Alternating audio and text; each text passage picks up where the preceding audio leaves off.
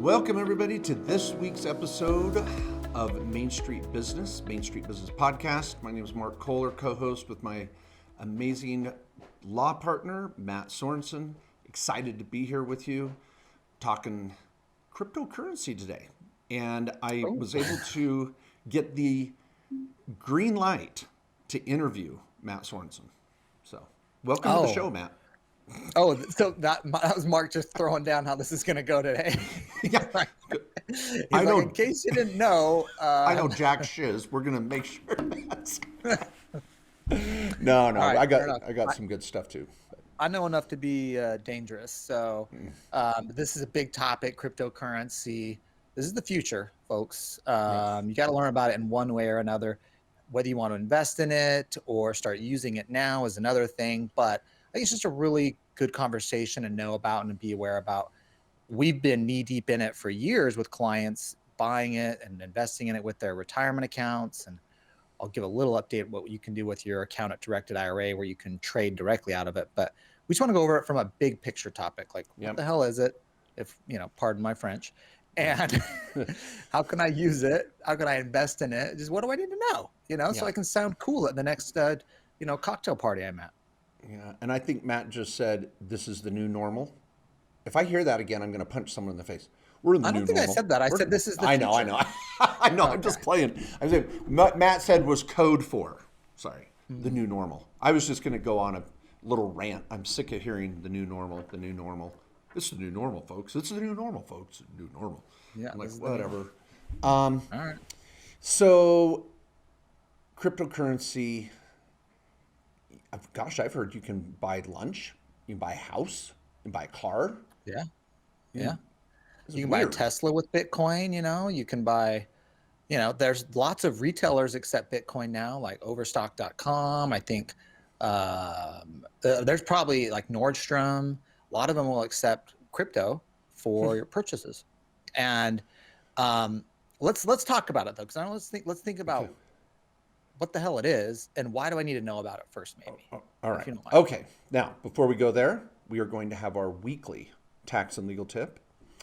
And I've got a good little tax tip here that I think is going to be very germane, going to a new level. Do you like that? That's a smart word. Yeah. I've got an app, that teaches me new words every day. Okay, clearly. So, okay, not gerbil. This is germane. So the germane topic right now is PPP. Now, to be honest, I actually was a little confused this morning and a little frustrated because I start seeing headlines, third round of PPP. And some people are going PPP with a little 3 up in the corner like cubed and PPP 3. And I'm like, is there a new loan that passed last night? What are they talking about, PPP 3? I thought there was only 2 loans right now. So let me provide a little clarity so that you folks, you smart business owners out there, can just foray sometimes the media hype and people trying to sell garbage. There are only 2 types of loans. Now, I've got a 2-part tax tip. The first one is I want to explain what this triple P is, round 3, whatever. There are only 2 loans out there. You could have applied for a PPP loan last year in 2020, or right now, you can apply for a second bite at the apple for a second PPP loan. Both of which they call those second draw loans. Those are specifically called second draw PPP loans. Mm-hmm. Yeah, that's another acronym that's been thrown out. Second draw, second loan. Second, that's what was in the Act of Congress. That's what they called it. Yep. So we've done separate webinars and podcasts on that topic, so I won't go down that rabbit hole. Please go back and listen to those podcasts. In our newsletter and on our website, we have some links to those webinars. So PPP loan number 1 and PPP loan number 2. The reason why you're hearing about triple P round 3 is that Congress actually ran out of money in August of last year and injected a second dose of money into the system.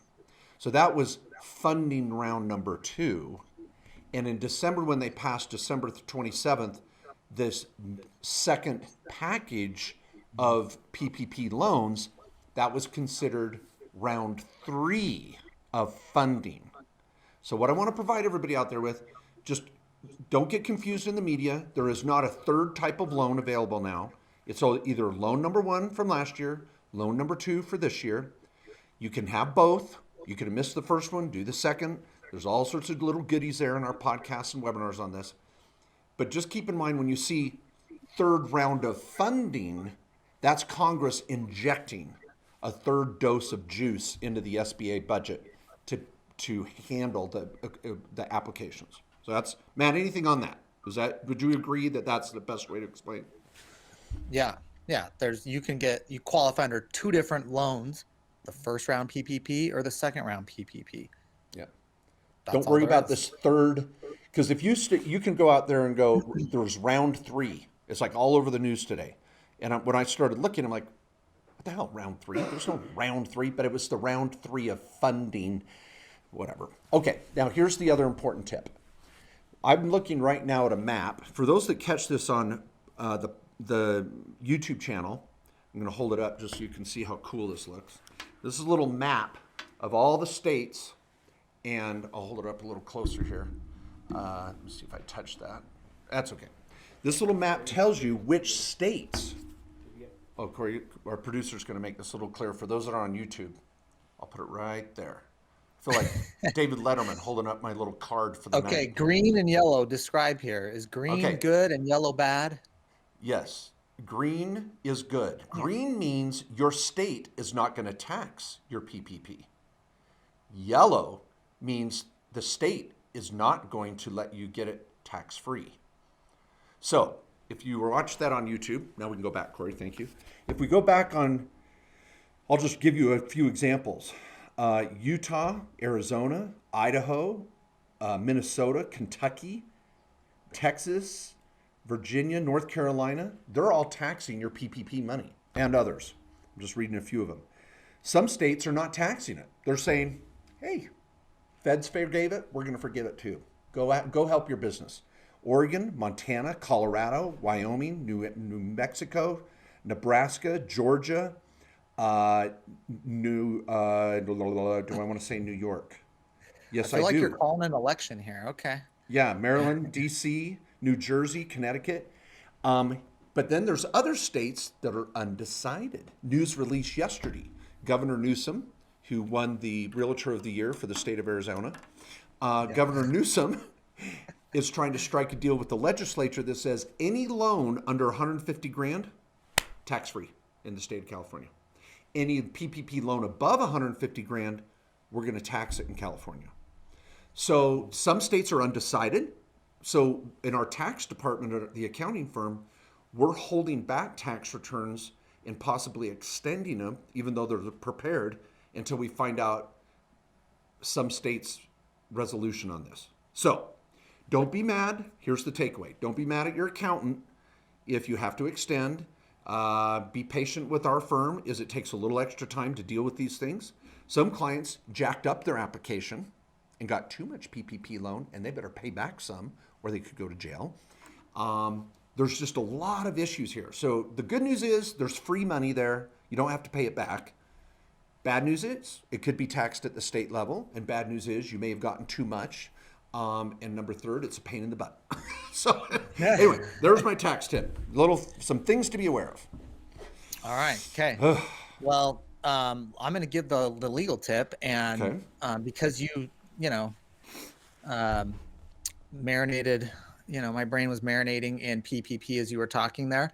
I have a great little tip on PPP. Now, Mark's tip was kind of bad news, quite honestly. I mean, that was kind of buzzkill. There's no third round of PPP. Okay. And my state's going to probably tax my PPP loan. Okay. But, yeah, I got some good news for you. Okay. If you recall when COVID relief law passed, the last one at the end of the year, it was 2 months, December 2 or 3 months 27th. ago. Yep. Okay. It was unclear on what was going to happen if you already sought forgiveness of your PPP loan. You had to deduct your EIDL grant amount that was already forgiven that you didn't have to pay back from your PPP loan forgiveness. So if you had a $50,000 PPP loan and you got $1,000 in an EIDL grant, you could only get a $49,000 PPP forgiven. That $1,000 that you got from SBA as the EIDL grant, they're like, nah, that subtracts out of what you can get forgiven for PPP. Well, and that's how SBA was doing it. That was on all their forms and everything. Well, And when the law passed, yeah, and all the Johnny on the spots in the fall were applying for forgiveness and ended up having to pay back the EIDL grant and just take it in the shorts. right. And I had many clients who were bummed by that because they had, it was them or a few employees they got that $1,000 grant for. And if you got the $50,000 loan, you had 5 employees, you had to take out $5,000. So you only got 45,000 forgiven, which basically meant you had to pay back 5,000 of your PPP in that example. Well, the good news is the SBA has reversed and they are refunding back through the banks. You got your PPP loan, the amount of the EIDL forgiveness. So I've had clients getting back 1,000, 2,000, whatever they had to subtract out on their forgiveness app, actually automatically notified by their bank about this. Nice. So if your bank has not done this yet, contact them. You are entitled to get that forgiven.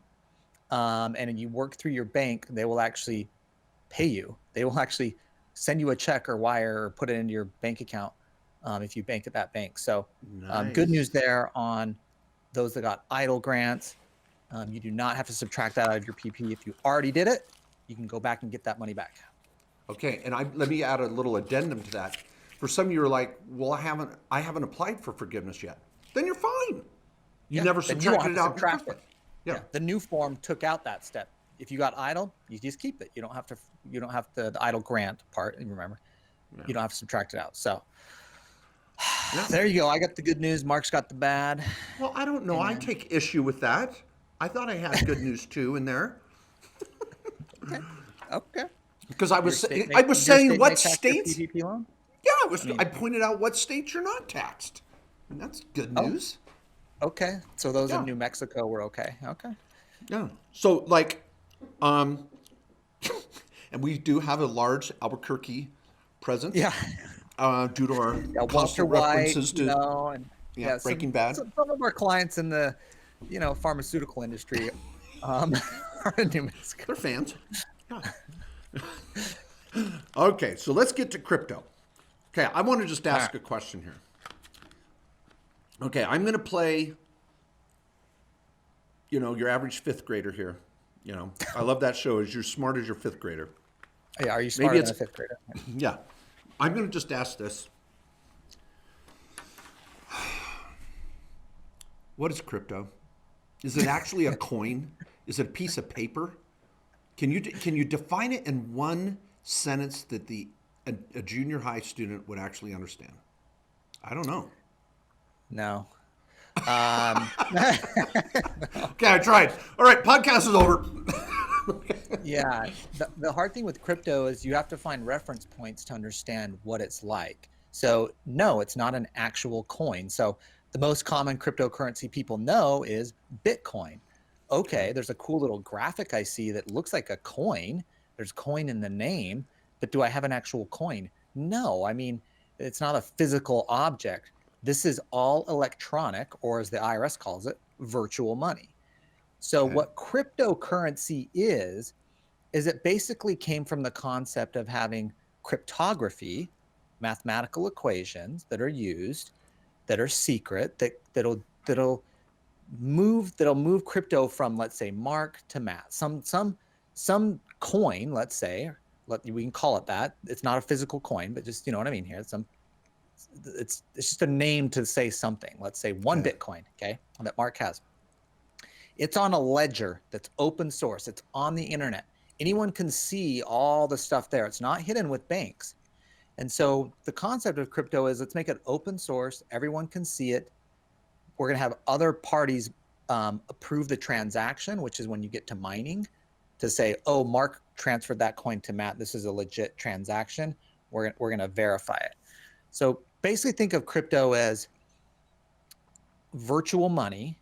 It's online, essentially. There's software backing this, and it's an open ledger.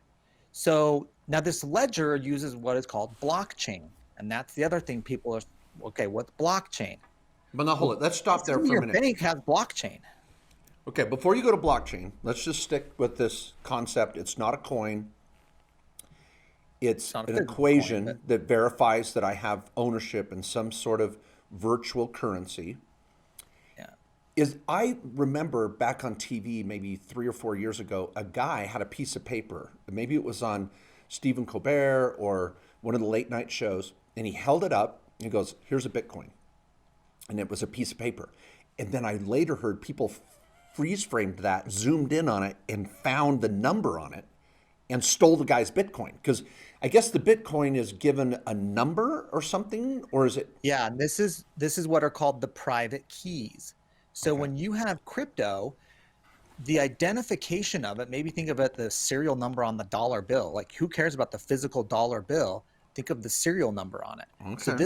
this identifying number, or it's more than just numbers, but this identifying set of what are called private keys are what you use to exchange it, to send it from Matt to Mark. So if I have that Bitcoin, let's just say Bitcoin here, the example you had, like you can't get it because you don't know the private keys. Okay. So it may be on the ledger in the Bitcoin, crypto space, but and it's there. You don't know who owns it. It's all private, but you can't move it. The only person that can move it is the person who knows the private keys. Okay. Okay. Now, before we get So to blockchain, which I think explains a little bit more of where it came from, let's just deal with some practicality. So I want to summarize so far. It's a virtual currency based on an algorithm or an equation, and when I buy it, I have this this that there's algorithms and equations when you're exchanging it that get okay. used in the mining process. So Okay. the cryptocurrency itself is, think of it maybe as the private keys or maybe the serial number off the dollar bill or Okay. something. There's So a I own a serial number, let's say, or a part thereof. How much is one Bitcoin selling for right now? It's like 52 grand today. Okay. Okay. The first video I cut when we talked about IRAs buying cryptocurrency was 2,500 bucks. Wow. Okay, so it's worth $52,000 for one cryptocurrency of One Bitcoin, Bitcoin. of one Bitcoin identified by this number, let's say. I don't want to get too far off, but Yeah. this Yeah. key Okay. identified by a key. Private keys. Yeah. Okay, That's so if I can buy a tenth of this for $5,200, I can buy a portion of a Bitcoin, right? correct. Correct. You can buy a piece of a Bitcoin. Now, those are, Okay, yeah, correct. There's okay, usually and like a that would trust or some party that is holding it that's piecing it out. okay. So, Now, is that Coinbase? Is Coinbase kind of this broker for that holds a lot of these cryptocurrency okay. keys? Is that Yeah. okay to So ask? there's companies like Coinbase, Gemini, Kraken. Those would be the three big ones. We've worked with all of them with clients, but Gemini is the one we're working with specifically at Directed IRA. There are two things. They're a wallet, which is where you hold your crypto, your Okay, keys. Okay, and that's what you'll use to receive and send. It comes in and out of a wallet. okay, So if you want to have crypto, you have to have a wallet. All right. okay. Making sense. Okay. All right. And Coinbase has a wallet. Gemini has a wallet. Like all these are a lot of places you can go get a wallet. Okay. How much does it cost to set up a wallet at Gemini? It's free, Okay, but you got to trade. If you want to okay. get crypto or buy it or sell it, you're gonna pay fees. So it's Okay. like Scott Trade. Gemini makes some money on the trade. Correct. And you pay, Okay, yes, you will pay fees. okay, Okay. okay. Why'd you pick Scott Trade? That was a random one. Well, I'm just saying, like people are used to Okay. like Ameritrade, Scott Trade, whatever. Okay, so Okay. All I'm right. gonna go to Gemini. I open up my wallet, and I can go, "Hey, I want to buy a part of a Bitcoin from someone who's willing to sell," and it goes into my wallet. Okay. So like Coinbase, Gemini, a lot of these places have an exchange. Okay, So you can go they have certain cryptocurrencies up there that you can buy, like you can buy Bitcoin or Ether, Litecoin, and all these other coins out there that are on certain exchanges. So like Coinbase and Gemini and Kraken will have most of the popular ones that are more well known, more established, and then there's other kind of more rogue exchanges that are going to have weird coins, or brand new coins and tokens and all these things. And there's different types of crypto that are tied to certain values, like stable coins and stuff we need to talk about. But basically Coinbase has an exchange where you can buy crypto and you can sell your crypto. You come in with your dollars, which, by the way, in the cryptocurrency space, they refer to that as fiat currency. So you need to understand that. You'll even see that when you log into accounts. What fiat currency do you have? U.S. dollars. Okay, you know, Could I have European yen? euros. I could have euros, yen, Yeah, whatever. Pesos. and you're going Okay. to exchange that fiat currency that's on their system that you can link to your bank account, or for Gemini, we can link to your IRA and we'll fund your Gemini trading account right out of your IRA. That's like something like literally today we're able to do without needing an LLC. More on that to come in the Directed IRA podcast. Okay. But so I link my bank account and I can go throw in dollars into my wallet, let's say at Gemini or Coinbase or wherever you're at. And then I can exchange those dollars to someone else who wants to sell their crypto in exchange for dollars.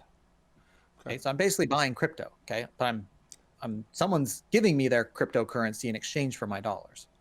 Okay. Now, fiat currency is the word that they use for dollars. Just keep in mind that Or basically government issued currency. World currency, any type of world currency, and based on exchange rates, they give you so much value for Bitcoin because the yen or the pound or the peso are going to have different values. Okay. Yeah. All right, let's stop for a minute. Whew. Any of you driving down the road, I know you're like, holy crap, I'm trying to stay awake here driving. Okay, let's do a little summary here. Okay, I can go open an account at one of these exchanges, let's say Gemini. I could use retirement account money, my own dollars. We're going to come to the tax issue. I know how to tax this stuff or avoid the tax. I'm going to come to that in a minute because you're making money. And the whole goal of doing this is you want to build wealth, right? Or maybe you're just a believer in or you're going to lose cryptocurrency. them. You could wipe out on this. This is very volatile. Yeah. Very volatile. By the way, we're not saying to go buy crypto. We're just saying if you are, here's a little explanation of what it is. Yes. Definitely read up on it. But it's super volatile. I mean, when it spiked in 2017, it fell off a cliff, but now it spiked back up again, in the last few months. So yeah. And I think it's also important to say the original people that started to create this concept in this technology, really, I don't think we're out to make much money as they are trying to say, I hate Wall Street and I want to buck the system a little bit. I want a different, because a lot of people that are into cryptocurrency don't believe in the US dollar. They think it's going to fail. This is a currency that can be used worldwide. And so whatever country you're in, you may say, I want cryptocurrency because I believe in it more. And that's an undertone out there, I guess. Yeah, and there's a lot of reasons why crypto exists. I mean, and one of the reasons it spiked again in popularity is because our federal government just keeps printing out dollar bills, right? Yeah. The new stimulus package. Well, if you already have dollar bills, every time the government does that, your dollar is worth less, right? There's more of it out there. So the purchasing power of what you can get goes down because this is economics 101, the money supply 101. The government puts out more money. If there's 100 million in the economy in dollars, there's way more than that. But just, guys like to keep stuff at 100 so I can do math. And they double it and put 200 out there. Well, all of a sudden your dollar's not worth as much. There's more dollars out there that could buy things in the economy. So Bitcoin or all these cryptocurrencies, they have a limited amount. They will eventually, there's no more crypto that's created. And so this is a set amount of dollars, or sorry, not dollars, but this is a set amount of currency that can come out. So it can't be inflated by a government. Also, it's technologically better. So blockchain is important because if you think of your bank account, think of how our experience with money is now. The only reason crypto sounds weird is because we are just used to what we have now, but it's kind of weird too if you think about it. If I have money at a bank, in a bank account, that's just a series of numbers, right? That's really not there. That I own it. That's not there in cash. The bank is not holding your cash, setting it aside and being, here's, Matt Sorensen's $10,000 over here. Hold on. I was watching Butch Cassidy and the Sundance Kid the other night. Are you telling me that if I go to rob a bank, cash may not be there? All right. Okay. Yeah, that's exactly what I'm saying. But my 10 grand's not there, but there's a ledger, right, at the bank that says, okay, Matt Sorensen's got this account here and it has $10,000 in it. And, he used his credit card at the store here for $50. Now he's got 9,950 and they subtract it out. Okay. Well, that's just a ledger internally at the banks. And then when I send money from this bank over to my other bank where I bank, then this bank recognizes that money coming in and they take money out here. So there's these two ledgers on each side already. Let's say I wire money. So with crypto, they're like, well, this is dumb. Why don't you just make it open source so everybody can see it? And we don't know whose it is, so it can still stay private. So people aren't, assets aren't exposed. But this is dumb that we're having one bank have to track all the stuff you have here. The other bank tracks it over here. They're exchanging it between each other. It's totally inefficient. What happens if there's something wrong in their systems between the two? Then there's a mistake and people's money can actually is more susceptible to be stolen or manipulated. So there's like technological reasons to it. If you had to start from scratch and how we're going to track dollars and cents going around or some type of currency going around, it's like it kind of displaces the banks in many ways. Yeah, So, banks don't like this. If you watched first season of Mr. Robot, this was his goal in the first season of Mr. Robot was to delete these ledgers at all the banks and create some chaos. Anyway, interesting story. Also, I think the people that created this open source technology are the same fans of Linux or I'm thinking of the fat guy in Jurassic Park, where he's like, eating his Cheetos over there. He's the guy that probably created this. I think that's I mean, the creator of Bitcoin, no one knows who created that. really There's a pseudonym. Yeah, there's a pseudonym of the guy that created it, and no one knows who the real founder of Bitcoin was. Now, Ethereum and some of these other popular coins, or people know who the people are that created it. I mean, they don't hide that I'm the person that behind Ethereum, let's say, and most coins, cryptocurrency out there. So, well, didn't Snoop Dogg just open a new one too? no, Snoop Dogg was like 2017. He had Sparkle. He was the public face of Sparkle Coin. I think he was their spokesperson. So, but there's been a lot of celebrities involved with certain cryptocurrencies. But okay, let's go. Let me come back though. Let me talk about a. Now, Matt, I just Googled this. It did say Al Gore created internet and cryptocurrency. Okay, that must be So true. I just want to, I think that does not appear to be fake news, anyone. I'm going to report it right here. Al Gore also created cryptocurrency. Do you mean Bitcoin or cryptocurrency? Whatever. Okay, get your punchline down. It's like What I said he created the internet and cryptocurrency. okay, all right. That's a better what it joke says. if you said Bitcoin. If he was the brains behind Bitcoin, because that's mysterious of who created Bitcoin. Yeah. All right, everybody So forget that it's joke. okay. We're workshopping this. Yeah, we're workshopping it. I'll use that joke this weekend at an event. Okay, Al Gore. Okay. All right. Okay. All right. Okay, so we got blockchain technology. Where are we at? I hope I'm Well, not. that's what I was trying to type. Okay, so the blockchain is this. Think of this open source ledger Okay. of stuff exchanging and going around on. Whereas right now we have kind of two sides that are not connected. They've got one ledger they got to update at this bank, and this bank's got another ledger. If you think about even just your credit card and everything, right? I mean, there's a thing in the middle here happening, taking money from your bank, or saying you owe money to a credit card company and giving money to this bank over here that's crediting this person or company that you bought money from. It's pretty inefficient when you think about it and how our money's moving around.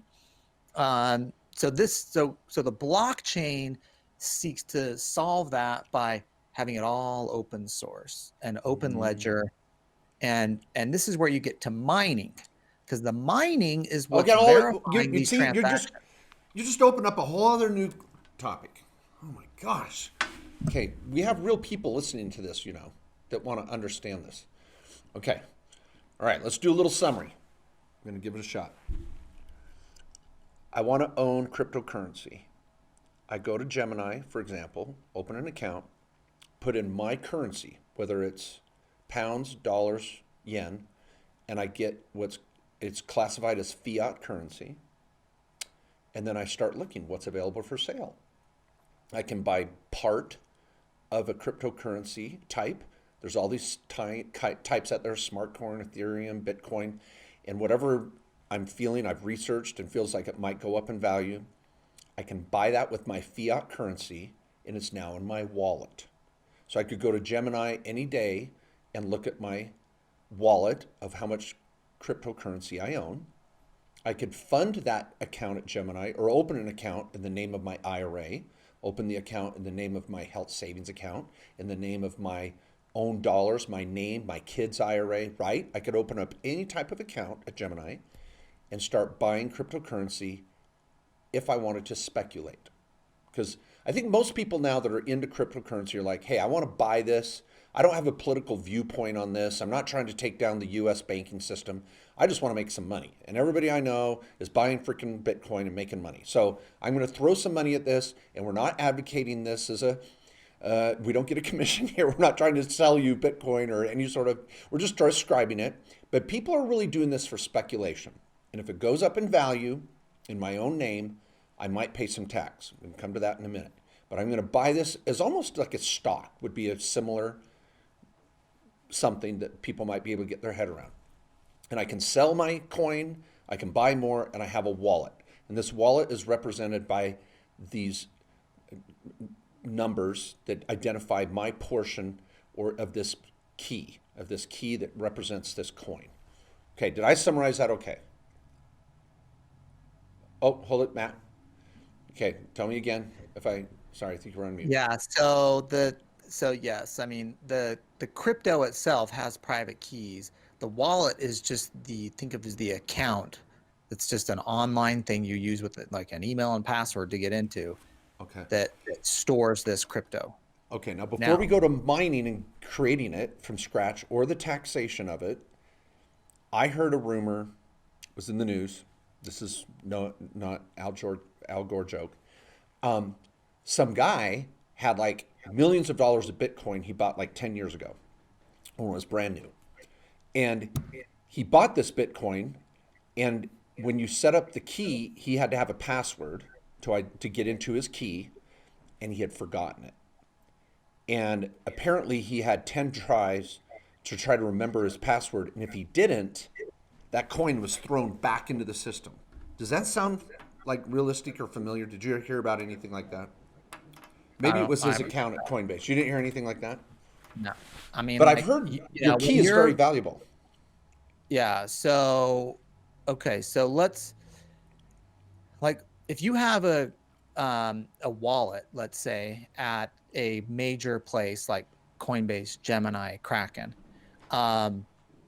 they know who you are. Like, you've had to verify it and go through know your customer stuff, AML. Like, these are the banking laws that identify who owns this wallet.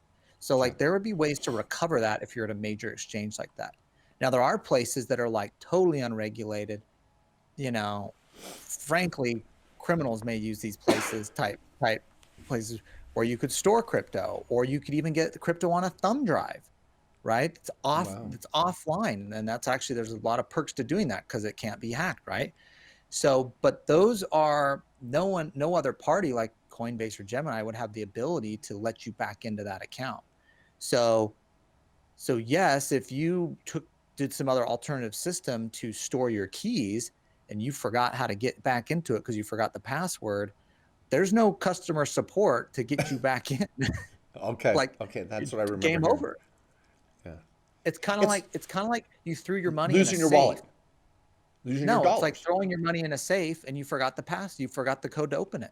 But there's also nobody that can come in and crack open the safe. It's impossible. So now if your money was on, let's say, Coinbase or Gemini or Kraken or some of these other places, like, they have procedures to be able to get that for you. More likely, you're less likely to lose it because you can reestablish your password to get back in. But then there's risks too that you have it with some of these exchanges, and some of them have what's called hot storage and cold storage on the exchange, which we do need to talk about. Okay. So, all right. You choose the next topic then. Thank you for letting me summarize. Well, let's talk about storing your private keys, okay, since we've talked about them. So these private keys are what you use to transfer your cryptocurrency to someone else, from your wallet to Matt's wallet to Mark's wallet, okay? Okay. But now I can store those keys. I like that directional move, so keep going with that idea. Okay, from Matt's wallet to Mark's wallet. I'm going to transfer some Dogecoin to you, okay? All right. So, Made a lot of money on Doge. so with the sorry, Our so producer's saying I'm in Deutsch. He's like, I'm already invested in that. So oh, we got a fan in the room. Dogecoin, okay, Okay. or doggy coin, whatever you want to call Okay. it. Okay. Let's say you are on Coinbase or Gemini or one of these large providers. Okay.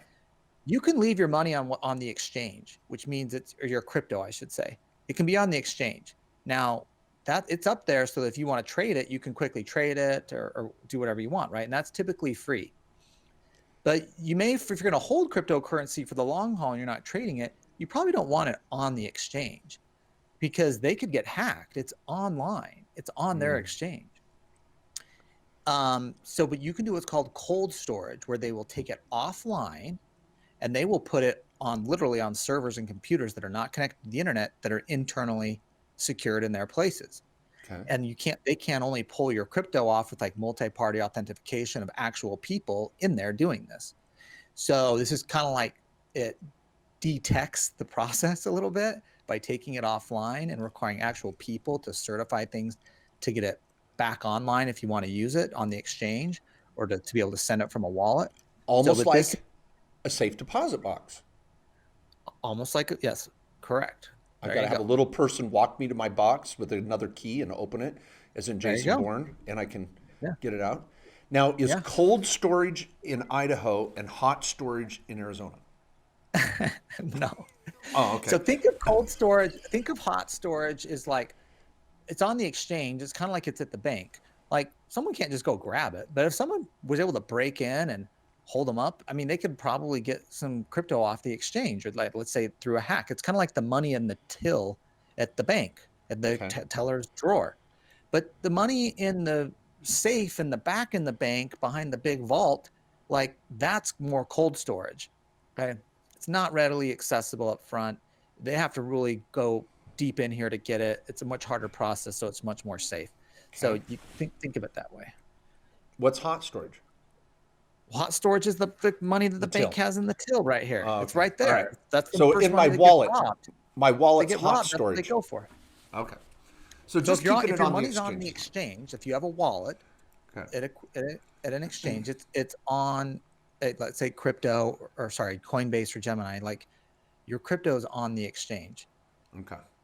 All All right. right. Now, should we talk about Unless taxes, you or do you moved have it to any? cold storage and pay, which by the way, there's fees for that. It's usually at least 1%. So if you have $1,000 in crypto every year, you're going to pay $100 in fees. Or sorry, Okay. that'd be At 10%, $10. $10, Yeah, $10. that's okay. Um, yeah, we're doing cold storage for 10% over here. So if you need Okay. it. Okay, now can we talk about taxes for a minute, or do you have Yeah. another? Should No, we? let's hit taxes. Yep. Okay. All right. Now, everybody, let's not think IRA or Roth or 401k for a minute. Let's just think you are going to go out and buy some Bitcoin. Now, what was funny is my daughter, Allison, for her husband's birthday back in October, about 5 months ago, he had been talking about, oh, Bitcoin, I think it's going to make another run. And so instead of buying some useless, you know, soap or shaving lotion or something, she's like, shaving cream, she's like, I'm going to buy him some Bitcoin. And she took like $200, opened an account at Coinbase, and said, I'm going to go buy $200 of Bitcoin. And she printed out the little certificate and the account number and log in and said, Happy birthday. And he got his Bitcoin. It is now worth about $800. So it's gone up 4 times since October. Sounds about right, Matt? Maybe? Mm-hmm. Okay. So he's got this $800 Bitcoin wallet, or a wallet with Bitcoin valued at about $800. Now, not taxable yet. It's just sitting there. It's like he bought Lululemon stock. It's just sitting there. Now, if he trades that Bitcoin for another type of cryptocurrency like Ethereum, Smart Coin, Dogecoin, whatever, the minute he trades that coin, that's taxable. So that's option number one. He could just say, I don't want Bitcoin anymore. I want Ethereum. I'm going to trade that Bitcoin for the same equivalent amount of Ethereum inside the exchange. When that happens, that's a taxable event. And he's going to pay income tax from the state he lives in, if state income tax is applied, and federal. And it would be short-term capital gain. It's not ordinary income. He didn't go out and earn it. It's just like an investment. If he holds that Bitcoin for 12 months until next October after his birthday, whatever it's worth then, he would pay long-term capital gain. So that's option one. If he trades it for dollars, he says, you know what, I just want out. I want my $800 in US dollars. I'm going to go buy some new golf clubs. And the pro shop doesn't take Bitcoin. They want US dollars. So he trades his Bitcoin for US dollars, walks out the door of the exchange with his $800. He would pay tax between $200 and $800 on the $600 increase. The basis is $200. It went up to $8. You're going to pay tax on the $600. And it would be short-term capital gain or long-term capital gain if he held it 12 months. What do you think, Matt? Anything you want to add to that? Yeah. Yeah. And for those that are buying and selling crypto in and out, that's a pain in the butt. And tracking all this is difficult, which is one reason people who want to dabble in this in particular, or they want to trade a lot, use an IRA. Because who cares? You're buying and selling with a retirement account, solo K, IRA. What do we care? It's not taxable. And not any ordinary IRA. Not any ordinary IRA. Which IRA would you choose, Matt? I mean, an account-directed IRA, of course. And it doesn't matter what account type, but then we can link it, of course, to a trading account, whether you use an LLC, if you want to do altcoins or have more control, or you want to do, we can link it directly to an IRA directly to a Gemini trading account without the use of an LLC too. And if we throw fuel on the fire, when you call directed IRA or go online to set up your account in the middle of the night in your underwear while you're eating Fruit Loops, you can also, I would recommend, open a Roth IRA. And some wealthy people go, well, I can't have a Roth IRA. Oh, yes, you can. Please go to YouTube and type Kohler backdoor Roth. And Matt Sorensen's got videos on this. Mark Kohler has videos on this. The backdoor Roth is available for anybody at any income level. And if you're going to buy something highly speculative, and which this is, I'd recommend a Roth. Yeah, and one of the things we're doing a lot, that people that are getting into crypto now, is I'm getting a lot of people rolling over traditional dollars and immediately converting into Roth. And so we do have something called a Roth conversion crypto app that you can set up that sets up your traditional IRA to get your traditional rollover, elects you to convert it to Roth. It goes to a Roth IRA, and then we go and fund your Gemini crypto trading account with Roth dollars. It's owned by your Roth IRA. So definitely, I think smart to go Roth if you're going for this, because if you're doing crypto, you're doing it because you think it's going to go high, right? Yeah. And if that's going to happen, you'd love to do it in a Roth. Yeah. Now, let me add a little note here. The IRS, the first 5-10 years of this, they were playing catch up. This was all new to them. I think at first they were like, whatever, it's a joke. It's not real currency. It's not tangible. And then all of a sudden they realized people are making real money with this. And so the IRS has released different notices on how they plan to tax this. So if you're going to get into this, you want to start reading some of those notices. Matt and I have articles on these sorts of things too. It's more in depth than what I just described. Because you may say, well, I'm going to use my Bitcoin in my wallet to go down to San Diego and eat lunch. San Diego was one of the interesting cities. It was kind of funny. Several restaurants and businesses started taking Bitcoin, hit the news. So you could go down there and buy a great little meal in the Lamplight District down there in San Diego with your Bitcoin. Well, the IRS has said, whether you exchange it for other coin or you exchange it to dollars or you go buy services or product, at the moment that changes from Bitcoin to another form, you're going to pay taxes on the value that represents. So don't think you're going to get around taxes by saying, well, I'm going to buy Bitcoin and just go buy crap with Bitcoin. The IRS isn't going to know. Nope. They're all over this, white on rice, and you don't want to play funny games with this and get into an audit and major tax problems, because this Bitcoin has rapidly increased in value, and your tax bill will rapidly increase in value too if you try to get away with something. So be careful. Okay. All right. Mining. So okay. All right. Do you want to go mining? I cut you off. Were you going to think of something else more important than mining? You want to go somewhere else? Yeah, let's talk about mining because that does come up. So basically, mining is necessary to maintain the ledger.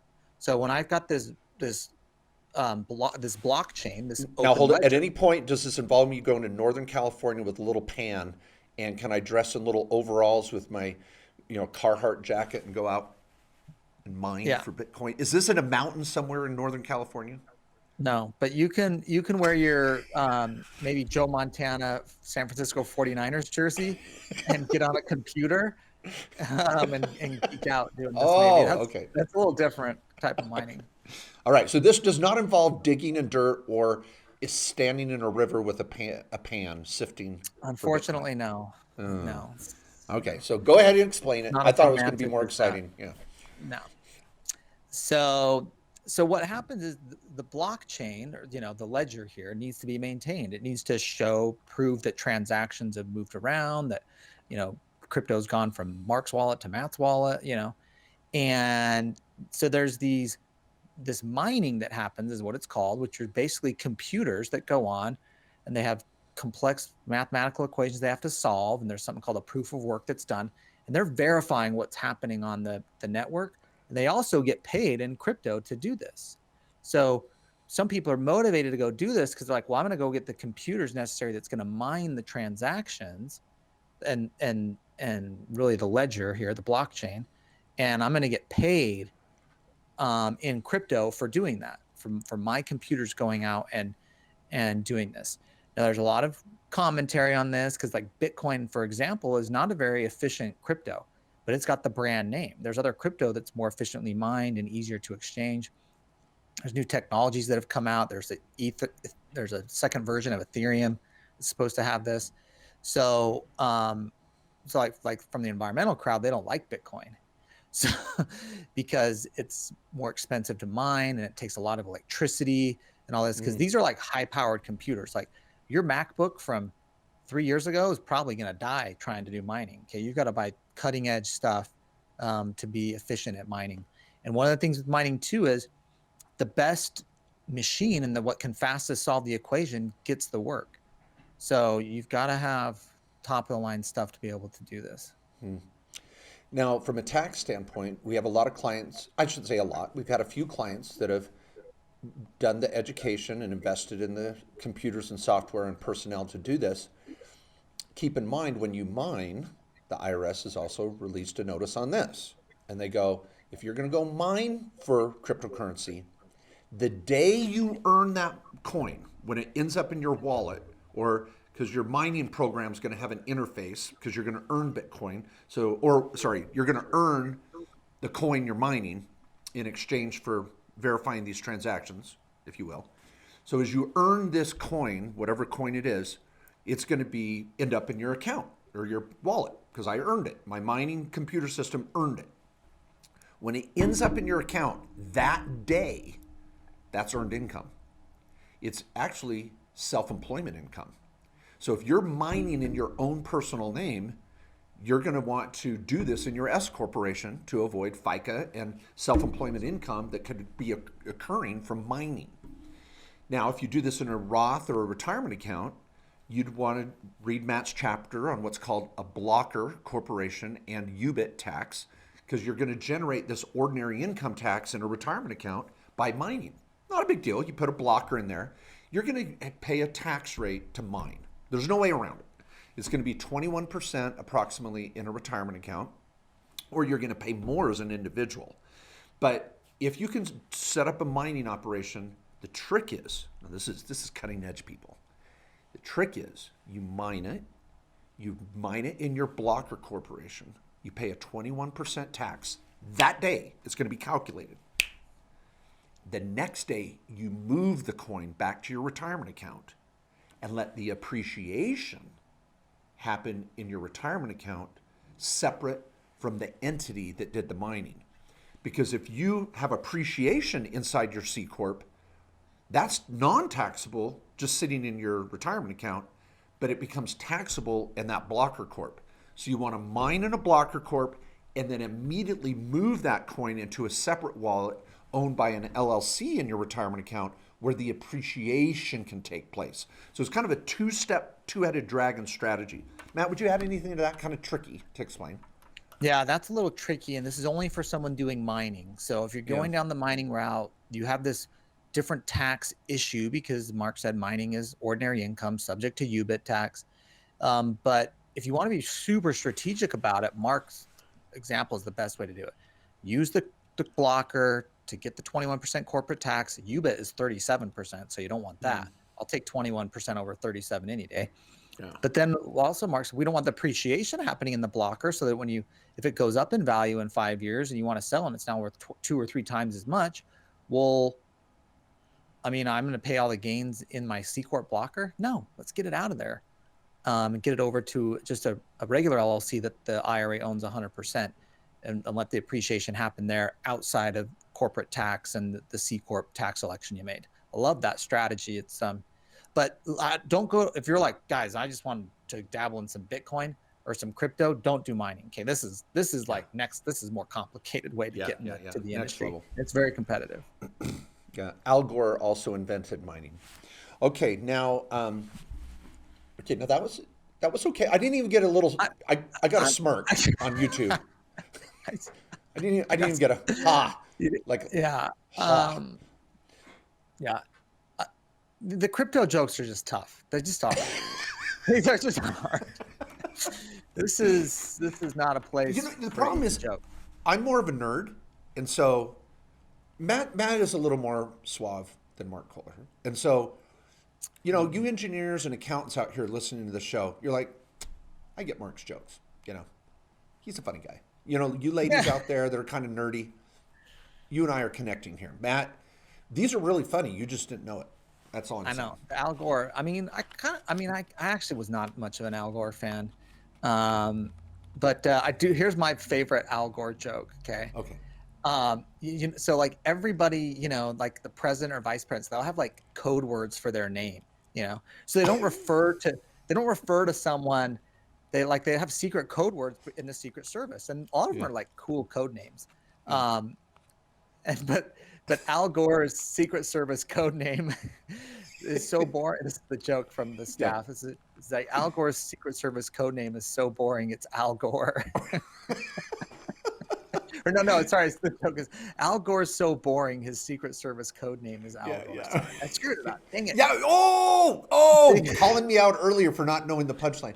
Now, where Matt gets that, it is a really, really funny moth. If anybody's listened to Moth Radio, MOTH, like a little Silence of the Lambs moth, I get a major point for quoting Silence of the Lambs in one of our podcasts. Did you quote it or did you just reference it? Fine. A reference, half point. Okay. In Silence of the Lambs, there was a few moths. All right. Anyway, if you could listen to Moth Radio, it's hosted by NPR. It has been around for years, and it is a really, really fun podcast if you haven't got into it. But just Google Moth Radio Hour Al Gore. And there's the Moth... Speechwriter. He's a speechwriter for Al Gore. And he talks about how that came about, and it is so funny. It's a really funny little... to be on a Moth stand-up, you have to use no notes, and it has to be a truthful story. And you get up and tell it before a live audience. That's Moth. It is one of my bucket list items. I want to do a Moth stand-up one night where I get up and tell a story. But anyway, okay, well, everybody, thank you so much for listening. Matt, any final words on cryptocurrency? No, I just think careful with who you're interacting with on this. Be careful with the private keys. Take your time to learn what's going on. There's outrageous fees to invest in this stuff. So there are some companies that are charging 10%. If you want to buy 1,000 in crypto, they're going to charge you $100. Our fee at directed IRA when you're doing it is 1%. You can get the active trader fee schedule at Gemini, which is 0.25 to 35% when you're trading there. So just be careful on the fees out there when you're getting into it, and don't go all in. That's my one thing of advice. I mean, unless you really know what you're doing and you really understand the technology and what you're doing. For people that are like, kind of, they see the shiny light of this, they're like, I just don't want to miss it.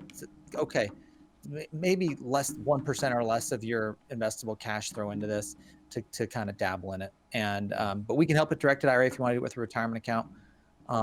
We're using Gemini, as we said. We have a strategic relationship there. We can link your IRA account, and it can own specifically a Gemini trading account that you can be trading 365, 24/7, whenever the heck you want. You want it. That's the thing about crypto.